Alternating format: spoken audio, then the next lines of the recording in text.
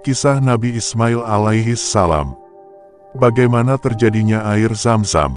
Sepeninggal Nabi Ibrahim, Ismail kecil kehausan dan kelaparan. Ia menangis meronta-ronta.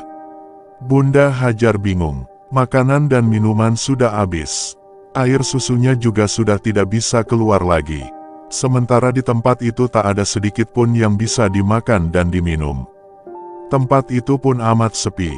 Hajar pun berlari ke sana kemari. Bolak-balik hingga 7 kali putaran antara Bukit Sofa dan Marwah untuk mencari air. Pada saat kebingungan tersebut, tiba-tiba muncul malaikat Jibril menolongnya. Dengan sayapnya malaikat Jibril lalu menggali tanah. Dan tiba-tiba muncul sebuah sumber air memancar deras dan amat jernih dari dalam tanah. Malaikat Jibril berseru, "Zam-Zam, Zam-Zam," artinya berkumpullah. Maka air pun berkumpul menjadi sebuah mata air. Alhamdulillah, Bunda Hajar dan Ismail pun segera meminum air itu sampai hilang rasa dahaganya. Air itu pun kemudian dikenal sebagai air Zam-Zam. Apa keistimewaan air Zam-Zam? Sejak dulu sampai sekarang, sumber mata air Zam-Zam tidak pernah berkurang, apalagi kering. Setelah ada mata air Zam-Zam, maka tempat yang awalnya sepi dan kering kerontang itu, pelan-pelan berubah menjadi tempat yang ramai dan subur. Kenapa pedang Nabi Ibrahim menjadi tumpul?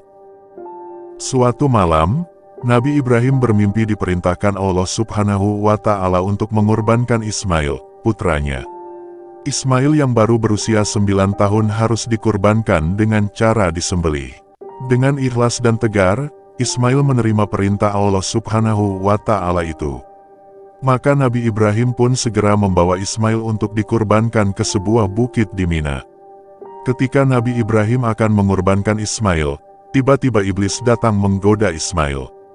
Lalu Ismail mengambil beberapa batu dan melemparkannya ke arah iblis. Batu itu mengenai mata kiri iblis hingga buta. Dengan kecewa iblis pun pergi. Ia gagal menggoda Ismail.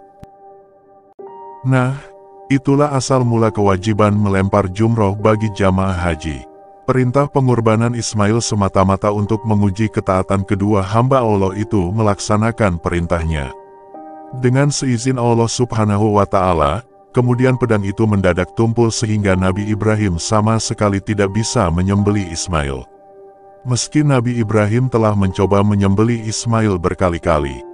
Padahal pedang itu sangat tajam dan bisa mudah membelah batu dengan sekali tebasan. Pada saat Nabi Ibrahim kebingungan, tiba-tiba Allah menyuruh malaikat menggantikan pengorbanan Ismail dengan seekor domba dari surga. Domba itu dulu pernah dikurbankan oleh Habil putra Nabi Adam. Sejak peristiwa itulah kemudian dikenal ibadah kurban dan rutin dilaksanakan oleh umat Islam setiap tahun pada bulan Zulhijjah hingga sekarang. Kenapa disebut makam Ibrahim? Allah Subhanahu wa Ta'ala kemudian menyuruh Nabi Ibrahim bersama Ismail untuk membangun Ka'bah di Mekah. Lalu keduanya bergotong royong membangun Ka'bah dari batu-batu besar. Pada saat itu ada sebuah batu besar yang menjadi injakan Nabi Ibrahim saat menyusun batu-batu menjadi bangunan Ka'bah. Dengan mukjizat dari Allah, telapak kaki Ibrahim sampai membekas di atas batu itu. Batu itu pun kini dikenal sebagai Maqam Ibrahim. Tempat itu kini menjadi tempat salat para jamaah haji.